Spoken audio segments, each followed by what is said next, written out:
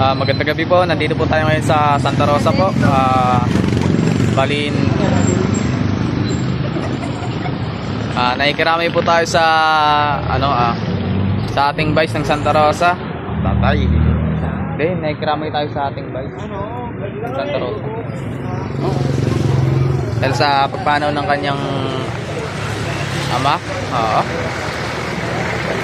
So mga kabayan natin, bali kabayan po natin, kalat ngayon.